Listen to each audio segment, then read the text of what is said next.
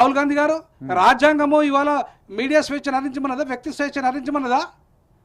పోలీసులను తీసుకొచ్చి ఇష్టారాజ్యం చేయమని చెప్పిందా రాజ్యాంగము? మీడియా ఎథిక్స్ ఇవేనా? మీడియా చట్టం అదే చెప్తున్నదా? మరి ఇవాళ రాహుల్ గాంధీ గారు భారత రాజ్యాంగాన్ని పట్టుకోవడం కాదు, ఆచరణలో పెట్టండి. ఆచరణలో మీకు మీ అధికారం ఉన్న రాష్ట్రాలలో ఆచరణలో పెట్టినప్పుడు మీకు రాజ్యాంగాన్ని పట్టుకునే అర్హత ఉంటుంది. అంతేగాని రాజ్యాంగం పెట్టుకుంటున్నా అని చెప్పేసి నువ్వు రాకుండా, కనీసం ట్వీట్ చేయకుండా, నిరుద్యోగుల పక్షాన్ని నిలబడకుండా, ఇవాళ జర్నలిస్టుల పక్షాన్ని నిలబడకుండా నువ్వు అధికారం వచ్చినంత మాత్రాన మేము అహంకారాన్ని ప్రదర్శిస్తామంటే రాహుల్ గాంధీ గారు చెల్లదు.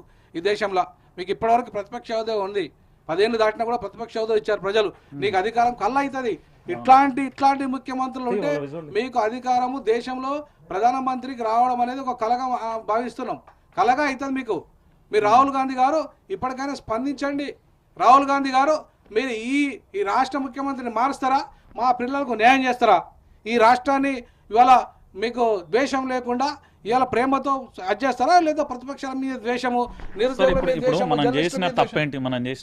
మన స్టూడియోలో మనం కూర్చున్నాం, మన జర్నలిస్టుల మీద దాడి జరిగింది, వాళ్ళ మీద అక్రమ కేసులు అవుతున్నాయి, దాడులు జరుగుతున్నాయి. రక్షించండి, వీటన్నిటిని అరికట్టాలి అన్నాం, అంతే కదా సార్?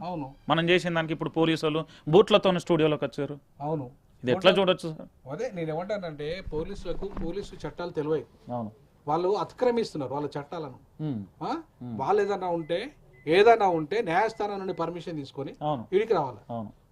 నువ్వేమన్నా దేశద్రోహివా, లేకపోతే నువ్వేమన్నా టెర్రరిస్టువా, లేకపోతే నువ్వేమన్నా ఈ రాష్ట్రాన్ని కూలగొట్టే కార్యక్రమం చేస్తున్నావా, లేకపోతే ఈ దేశాన్ని కూలగొట్టే కార్యక్రమం చేస్తున్నావా, ఈ ప్రజాస్వామ్య వ్యవస్థను నాశనం చేసే కార్యక్రమం చేస్తున్నావా, నువ్వు నేరస్తునివా, క్రిమినల్వా? మరి నువ్వు ఇవన్నీ ఉన్నప్పుడు కదా నువ్వు డైరెక్ట్గా వచ్చి నీ మీద అనుమానితమై వచ్చి అరెస్ట్ చేయాలి. మరి ఈ విభాగాలలో ఎక్కడున్నావు? ఎక్కలేను. మరి ఎక్కలేనప్పుడు వాళ్ళు కోర్టుకు పోయి అనుమతి తీసుకోవాలి. మేము ఆయన దీక్ష చేస్తున్నాడు, మా పర్మిషన్ లేకుండా ఆయన దాంట్లో తీస్తున్నాడు అంటే వాడు మన న్యాయమూర్తి గారు ఇస్తారు. న్యాయమా అన్యాయమా అనే అంశాన్ని పరిశీలిస్తారు. పరిశీలించి న్యాయమూర్తి గారు పర్మిషన్ ఇస్తారు. అమ్మనండి, ఎవరు వద్దంటలేరు.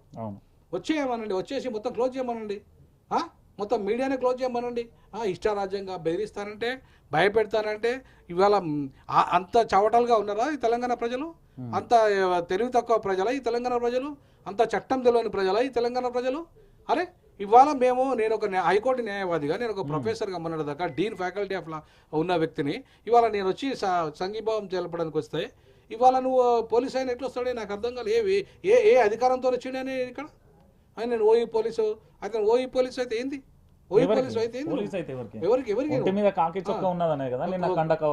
చూపెట్టినావు ఓయి పోలీస్ అయితే ఏంది? నువ్వు సుప్రీమా? చట్టానికి అతీతునివా నువ్వేమన్నా? నీకు చట్టం తెలుసుకోవచ్చు, తెలుసుకొని రా అంటున్నా. మాలాంటి వాళ్ళ దగ్గరకు వచ్చేటప్పుడు ఖచ్చితంగా పోలీసులకు తెలవాలి, చట్టం అంటే తెలవాలి. తెలుసుకొని వస్తే మంచిగుంటది. మేము చట్టాన్ని గౌరవించేటోళ్ళము, రాజ్యాంగాన్ని గౌరవించే ఆయన బయట దీక్ష చేయాలంటే చేయడా? ఈయన స్టూడియోలో ఎందుకు చేసిండు? రాజ్యాంగాన్ని చట్టాన్ని గౌరవించి తన స్టూడియోలో, తన యొక్క మీడియాలో, తన సొంత దాంట్లో ఆయన చేసుకుని తన అభిప్రాయాన్ని చెప్పుకుంటుండు. మీడియా జర్నలిస్టుల మీద జరుగుతున్న జాడలకు నిరసనగా ఆయన దీక్ష చేస్తున్నాడు. తప్పే ఉంది అందులో. కాబట్టి పోలీసులారా, మీరు సేవకులు మాత్రమే, ప్రజా సేవకులు మాత్రమే, అంతేగాని మీరు ఇష్టరాజ్యంగా చేసే అధికారం మీకు లేదు. చట్టానికి లోబడి పనిచేయాలి.